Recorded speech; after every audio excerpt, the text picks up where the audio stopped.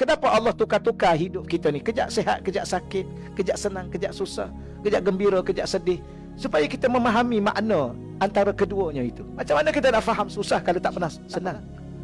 Macam mana kita nak tahu senang kalau tak pernah susah? Macam mana nak tahu sakit kalau tak pernah sihat? Gitulah keadaan. Rupanya Allah sedang mengajar kita makna kehidupan. Maka laluilah kehidupan dengan penuh makna.